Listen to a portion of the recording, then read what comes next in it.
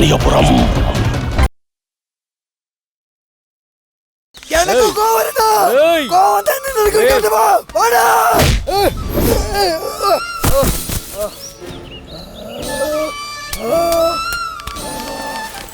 அந்த பக்கம் இனிமே வந்தா உன் பையனுக்கு நீ தான் கொல்லி வைக்க வேண்டி வரும் சொல்லிட்டேன்.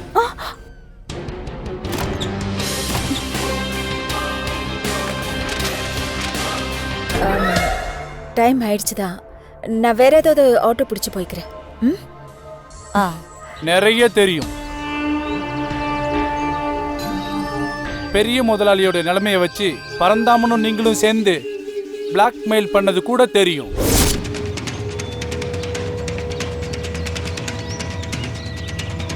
ஓ, அவ்வளவு விஷயம் தெரியுமா? நீங்க யாருன்னு சொல்லலையே. நான் இங்க புதுசா வேலைக்கு சேர்ந்திருக்க தோட்டக்காரன். தோட்டக்காரன் சொல்றீங்க? எல்லாம் தெரிஞ்சு வச்சிருக்கீங்க. நம்புற மாதிரி இல்லையே. நான் அப்படித்தான். ஒரு இடத்துக்கு வேலைக்கு வரும்போது அந்த வீடு, அங்க வந்து போறவங்க, இப்படி எல்லாத்த பத்தியும் தெரிஞ்சுக்குவேன். அதுவும் உங்களை பத்தி நான் கண்டிப்பா தெரிஞ்சுக்கிட்டே ஆகணும். ஏன்னா நீங்க தானே எங்களுக்கு சம்பள லிஸ்ட் போடுறவங்க.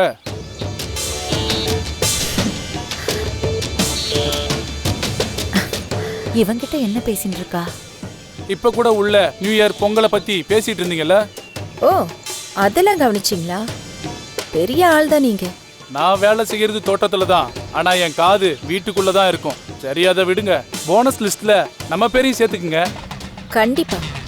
சரி, இவ்ளோ தெரிஞ்சு வச்சிருக்கீங்களே, உங்களுக்கு ஜேஎம்டி எங்க இருக்காருன்னு தெரியுமா?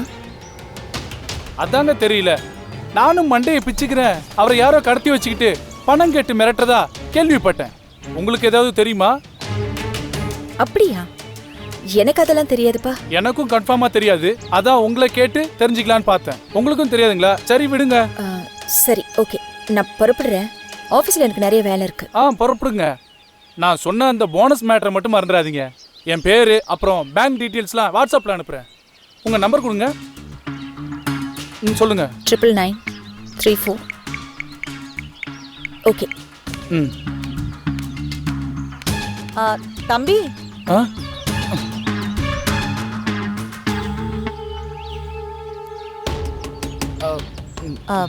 ஏன்பா அந்த ஹேமா கிட்ட நீ என்ன பேசிட்டு இருந்த? அதுவா, என் சம்பளம் போனஸ் இதை பற்றி பேசிகிட்டு இருந்தேன். அவங்க தானே சம்பளம் லிஸ்ட்டு போடுறவங்க. ஓஹோ, இதெல்லாம் உனக்கு தெரியுமா? அதை தானே முதல்ல தெரிஞ்சுக்கிட்டேன். பார்க்குற வேலைக்கு சம்பளம் வேணும்ல. விவரமான ஆளுதான். சரி, பின்கேட்டுக்கு வா, சாப்பாடு தரேன். நீங்கள் வத்த குழம்பும் வாழைக்காய் வறுவலும் செஞ்சுருக்கீங்க. அது நமக்கு செட் ஆகாது. அட, இதெல்லாம் நீ கவனிச்சிட்டியா? முடிஞ்ச வரைக்கும் எல்லாத்தையும் கவனிக்கிறது நம்ம பழக்கம். சின்ன வயசுல இருந்து அப்படிதான். சரி, என்ன சாப்பிட போற? பக்கத்துல போய் பிரியாணி சாப்பிட போறேன். பேஷா சாப்பிட்டுக்கோ, நான் வரேன்.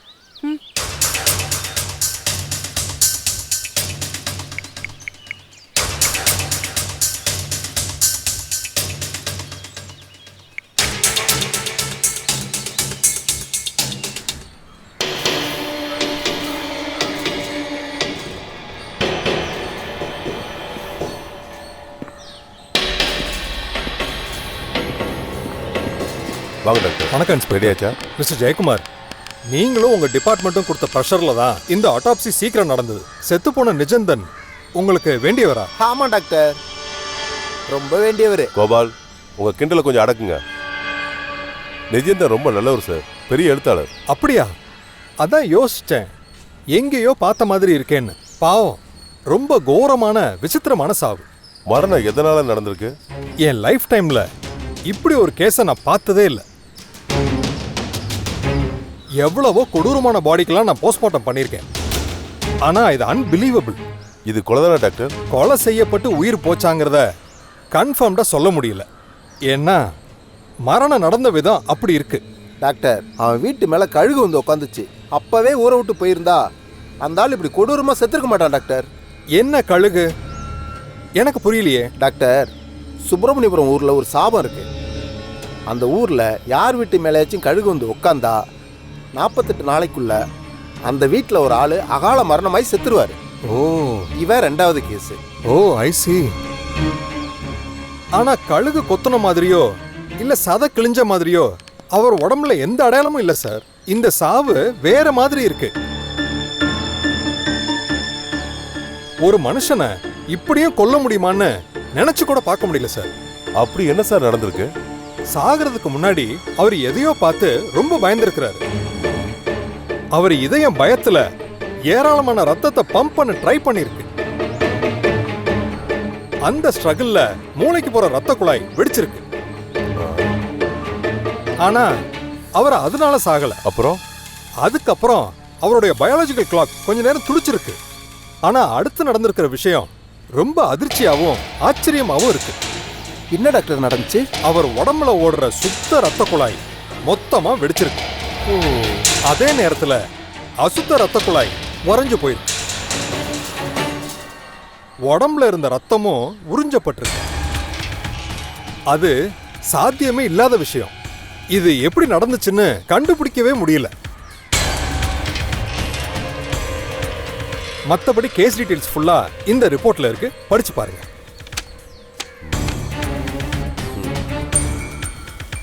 சரி டாக்டர், நிஜேந்தர் பாடி கொஞ்ச நாள் மார்ச்சுவரியிலே இருக்கட்டும். அதுக்கு என்ன ப்ரொசீஜர்னு சொன்னீங்கன்னா ஏற்பாடு பண்ணிக்கலாம். ஏன் பாடியை யாரும் கேட்டு வரலையா? அவரை பத்தின டீடைல்ஸ் இன்னும் முழுசா கிடைக்கல. ஓகே, பாடியை இங்கே வைக்க நான் ஏற்பாடு பண்றேன். அது இங்கே இருக்கிறதுல இன்னொரு வசதியும் இருக்கு. ஒரு மனுஷனோட வித்தியாசமான சாவு எப்படி இருக்கும்னு மெடிக்கல் ஸ்டூடெண்ட்ஸ்க்கு பாடம் எடுக்க யூஸ் ஆகுன்றீங்களா சார்? கோபால், என்னப்பா இதெல்லாம்? யதார்த்தமாக கேட்டேன் சார், இது தப்பா?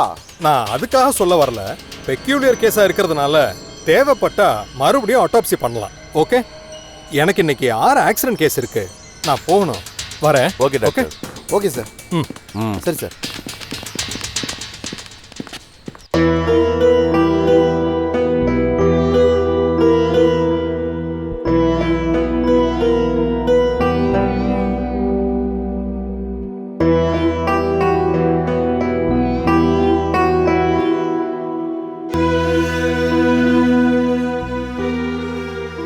அப்பா,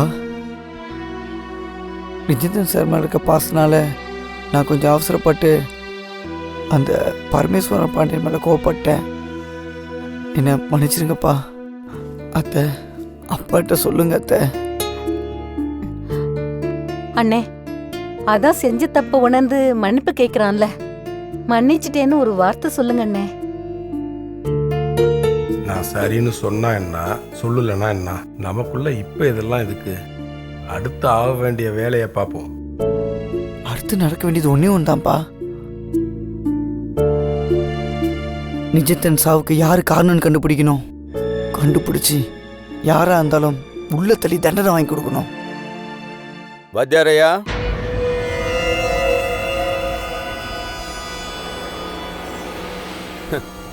என்ன வாத்தியார, வீட்டுக்கு வந்தவங்கள உட்காருன்னு சொல்ல மாட்டீங்களா? இதுதான் உங்க பண்பாடா? பண்பாடு கலாச்சாரம் எல்லாம் எங்களுக்கு தெரியும். அதை யாருக்கிட்ட காட்டணுமோ அவங்கள்ட்ட கரெக்டாக காட்டும். நம்ம விஷயம் இருக்கட்டும், அதெல்லாம் நமக்குள்ள அப்புறம் பேசிக்கலாம். ஏன்பா சேகரே, நீ பண்றது உனக்கே நியாயமா? உனக்கும் அந்த வீட்டுக்கும் 1000 இருக்கலாம். அதுக்காக பரமேஸ்வர பாண்டியங்கிட்ட போய் தகராறு பண்ணுவியா? அது என் சொந்த விஷயம், அதில் நீங்கள் கண்டுக்காதீங்க. செய்யறது தப்பா இருந்தா யாரா இருந்தாலும் கேட்கதாப்பா செய்வாங்க. என்ன வாத்தியாரையா, பையனுக்கு புத்தியெல்லாம் சொல்றது இல்லையா? கண்டிக்க வேண்டியதெல்லாம் கண்டிச்சாச்சு, புத்தி சொல்ல வேண்டியதெல்லாம் சொல்லியாச்சு. அதெல்லாம் முடிஞ்சு போச்சு. இப்போ நாங்கள் வேற விஷயம் பேசிட்டு இருக்கோம், அதை நீங்கள் கலர வேண்டாம். போலீஸ்க்கு நாமளும் நம்மளால் முடிஞ்ச உதவி செய்யணும்ப்பா. செய்வோம். விஜயந்தனுக்காக நம்ம செஞ்சுதான் ஆகணும். ஆமா சேகர், கழுகு உக்காந்துருச்சு, ஜாக்கிரதையா இருப்பான்னு சொல்லியும் விஜயந்தன் கேட்கவே இல்லை. அவன் தான் கடமையை செஞ்சே தீருவேன்னு செஞ்சான். நாம அவனுக்கு நீதி கிடைக்க ஆதரவா இருக்கிறது தான் நியாயம். எப்படி ஊர்வலம் போலான்றீங்களா?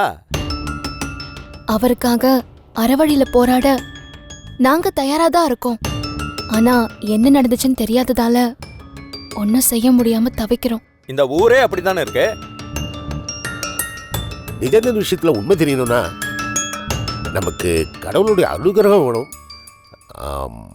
அதுக்காக ஒரு சிறப்பு பூஜை பண்ணலாமான்னு கூட யோசனை பண்றேன். தாராளமா செய்யுங்க குருக்களே, எப்பன்னு சொல்லுங்க, எல்லாரும் சேர்ந்து முருகனை வேண்டிக்குவோம். இல்லாத முருகன் கிட்ட என்ன வேண்டி என்ன பிரயோஜனம் இருக்கு? கடவுள் கோயில்ல இருக்கணும்னு அவசியம் இல்லை. அவர் தூண்லும் இருப்பாரு துரும்புலையும் இருப்பாரு. மனசார வேண்டிட்டு கூட்டு பிரார்த்தனை பண்ணா அதுக்கு பலன் நிச்சயமா இருக்கும். ஐயா, நீங்க பூஜைக்கு தேவையான ஏற்பாடை பண்ணுங்க. ஊர்காரங்க எல்லாரையும் கூப்பிட்டு கூட்டு பிரார்த்தனை பண்ணோம்னா நிச்சயமா பலன் இருக்கும். சரி. வாங்க இன்ஸ்பெக்டர், வாங்க வாங்க உட்காருங்க. தேங்க்யூ. நீங்க உட்காருங்க. சரிங்க சார். என்னப்பா சேகர், அந்த பரமேஸ்வர பாண்டியனோட ஆளுங்க ஒன்னு அடிச்சாங்களாமே, என்னாச்சு? அட அது ஒன்றும் இல்லை சார், கொஞ்சம் உணர்ச்சி வசப்பட்டான். அதனால கொஞ்சம் தகராறாகி ஒருத்தர் தள்ளிக்கிட்டு கை கலப்பாய் போச்சு, அவ்வளோதான், வேற ஒன்றும் இல்லை. பரமேஸ்வர பாண்டியன் மேல புகார் கொடுங்க, நான் ஆக்ஷன் எடுக்கிறேன். வேண்டாம் சார், அதில் என் பக்கமும் தப்பு இருக்குது. அந்த பிரச்சனையை கிளற வேண்டாம். நம்ம நிச்சயத்தான் சார் சாவுக்கு காரணமானவங்களை முதல்ல கண்டுபிடிப்போம் சார். அது அவ்வளோ ஈஸியாக நடக்கிற காரியமா தெரியல சேகர். என்ன சார் ரொம்ப நம்பிக்கையெல்லாம் பேசுறீங்க? பிரேத பரிசோதனை முடிஞ்சிருச்சா? பிரேத பரிசோதனை என்னதான் சொல்றாங்க? முடிஞ்சு ரிப்போர்ட் வந்துருச்சு சார். ஆனால் இப்படி ஒரு சாவை இது வரைக்கும் பார்த்ததே இல்லைன்னு சொல்றாங்க.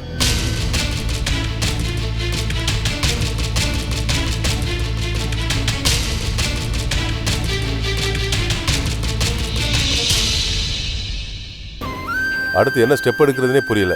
அவனோட சாவுல அப்படி என்ன சிக்கல் நிறைஞ்சிருக்கு? நிஜேந்தன் சாகிறதுக்கு முன்னாடி எதையோ பார்த்து பயந்துருக்காரு. அதனால மூளைக்கு போற ரத்த குழாய் வெடிச்சிருக்கு.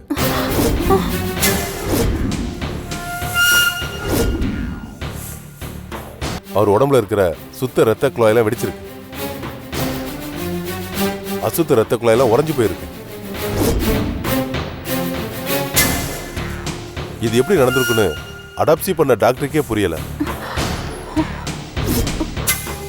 ரிப்போர்ட்டை ஸ்பெஷலிஸ்ட்டை அனுப்பி செகண்ட் ஒப்பீனியன் கேட்டதுக்கு அப்புறம் தான் ஃபைனல் ரிப்போர்ட் தர முடியும்ட்டாரு. ஓஹோ, அப்போ நிஜேந்தனை யாரும் அடிக்கவோ காயப்படுத்தவோ இல்லையா? அவர் மரணம் எங்க நடந்துச்சு, அந்த பாடி எப்படி ஊருக்குள்ள வந்துச்சு, அதுக்கு எந்த தடயமும் இல்லை சார். அப்போ இந்த கேஸ் என்னதான் சார் ஆகும்? அதான் புரியல சேகர். ஒரு தடயமும் இல்லை, ஆதாரமும் இல்லை, சாட்சியும் இல்லை. எங்க போனாரு, என்ன நடந்துச்சு, எல்லாமே பெரிய மர்மமா இருக்கு. பகவானே, என்ன சோதனை இது? ஒருத்தருடைய சாவு இப்படியா நடக்கணும்? சாபம் முடிச்ச ஊருக்கு வந்து இப்படி ஆயிட்டாரே. அந்த ஃபாரஸ்ட் ஆபீசர் கேஸ் கூட போஸ்ட்மார்ட்டத்துல கொலைதான் தெரிஞ்சது. ஆனா நிஜேந்தனோட மரணம் எல்லாரையும் உலுக்கி வச்சிருக்கு. அப்போ நீங்க ஏற்கனவே சொன்ன மாதிரி இந்த ரிப்போர்ட்டை வேற யாருக்காச்சும் அனுப்பி என்ன ஏதுன்னு கேட்க போறீங்களா சார்? ஆமா சார், அப்படிதான் பண்ண முடியும். அது வரைக்கும் நம்ம வெயிட் பண்ணி தான் ஆகணும். சார் சொல்லுங்க. நிஜேந்தன் சொந்தக்காரங்களுக்கு தகவல் சொல்லியாச்சா? அவருக்கு அந்த மாதிரி யாரும் இருக்கிற மாதிரி தெரியல. அவர் பெட்டியில இல்ல லேப்டாப்ல ஏதாவது தகவல் கிடைக்குதான்னு பார்க்கணும். லேப்டாப்ல என்ன இருந்துற போது? ஒருவேளை ஏதாவது போட்டோ கிட்ட இருக்கலாம் இல்லையா? ஐயா, நிஜேந்தன் உங்க வீட்டுல தானே தங்கி இருந்தாரு? ஆமா சார். அவரோட பொருட்கள் எல்லாம் உங்க வீட்டுல தானே இருக்கு? இருக்கு சார். நான் அப்புறமா வந்து கலெக்ட் பண்ணிக்கிறேன். சரி. எனக்கு இப்போ ஸ்டேஷன்ல கொஞ்சம் வேலை இருக்கு. ஆக்சுவலா நிஜேந்தன் சாவு மர்மத்தையும் சேகருக்கும் பரமேஸ்வர பாண்டியனுக்கும் நடந்த சண்டையை பத்தி விசாரிக்க தான் இங்க வந்தேன். சேகர், நீங்க அவர் விஷயத்துல கொஞ்சம் ஜாக்கிரதையா இருங்க. அதை நான் பாத்துக்கிறேன் சார்.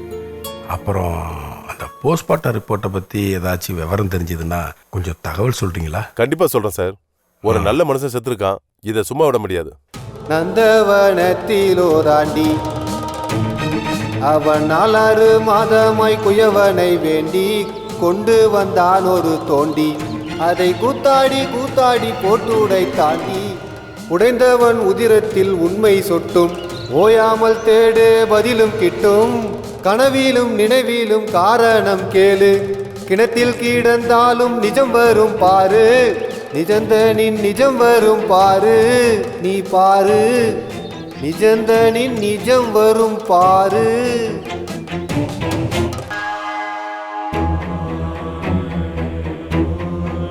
என்ன சார் அவர் சொல்றாரு? நிஜேந்தனோட சாவுல உண்மை தெரிய வரும்னு சொல்றாரு. ஓ சரி சார். சரி, நான் கிளம்புறேன். வாங்க. வரேன். வர்றேன் சார்.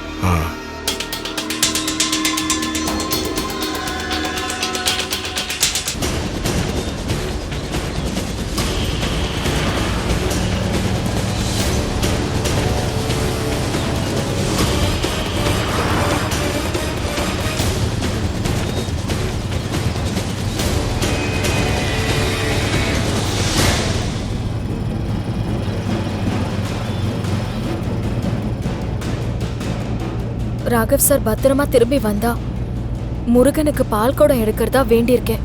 அந்த முருகன் உன்னை கைவிடவே மாட்டாமா. ஆனா அவரு ரொம்ப சோதிக்கிறாருன்னு. நல்ல பக்தர்களோட விளையாண்டு பக்தியை சோதிக்கிறது தானே அவருடைய பவரே.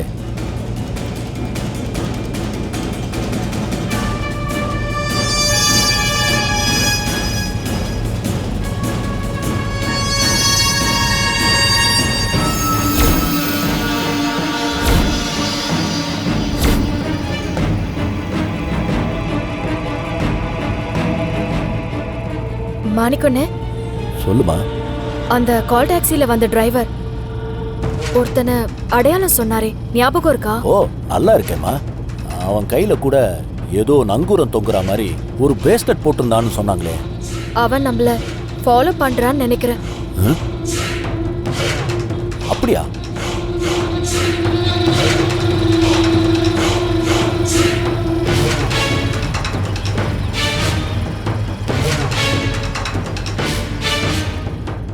இருமா, அவன் நம்மள தான் ஃபாலோ பண்றானான்னு பார்ப்போம்.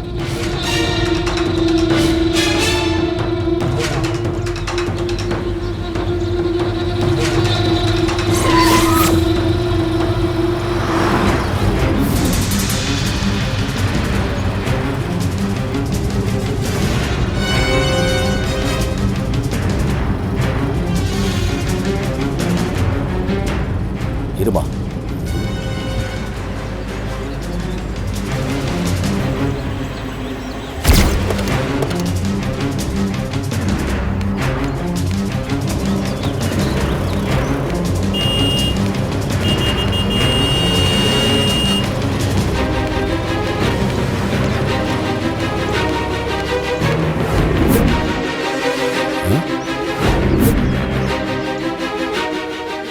அவனை காணுமேமா.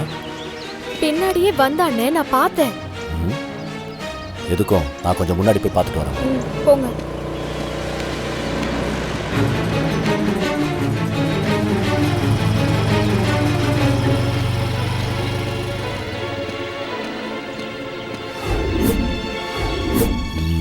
யாரையும் காணுமே.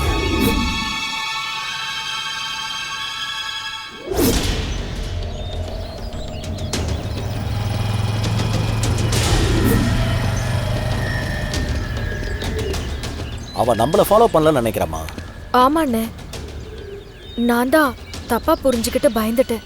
அதனால என்னம்மா, நாம எப்பவுமே ஜாக்கிரதையா இருக்கிறது தப்பே இல்லை. அன்னைக்கு ரோட்ல பார்த்தப்பவே பிடிச்சிருக்கணும். அவன் நம்மள ஃபாலோ பண்றவனா இருந்தா ஏதாச்சும் போக்கு காட்டிட்டு திரும்ப வருவான். கவனமா பிளான் பண்ணி அவனை நாம பிடிச்சிடணும். அவன் மட்டும் கையில கிடைச்சான், நேரா ருத்ரா சார் கிட்ட போய் ஹேண்ட் ஓவர் பண்ணிடலாமா. அப்புறம் போலீஸ் அடிக்கிற அடியில அவன் உண்மையை கக்கிடுவாமா. கார்த்திகா, நீ வாமா, வா போலாம். சரியா? வா.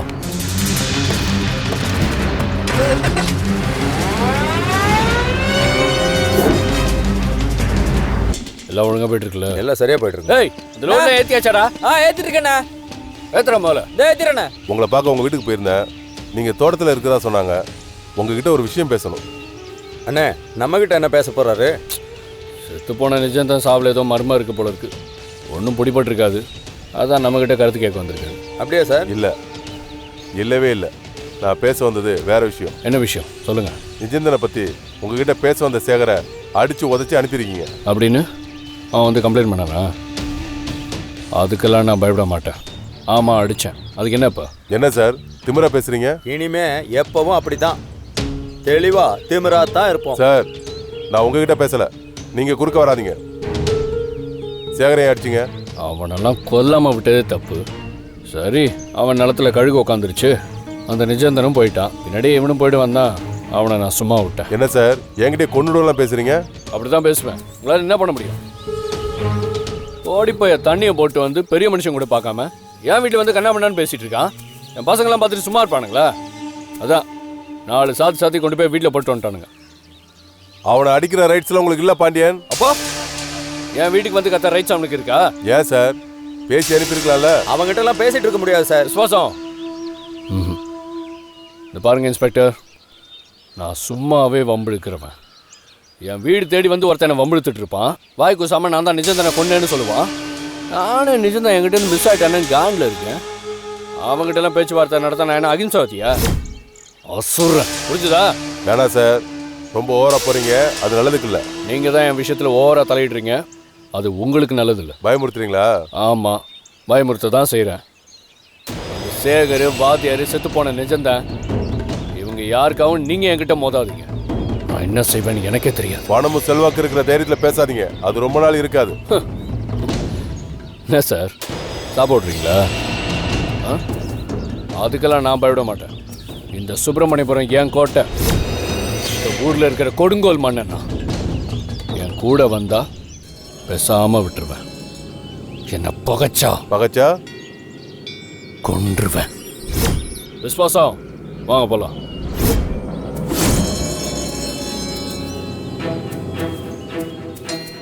என்கிட்ட திமிரா பேசுறியா?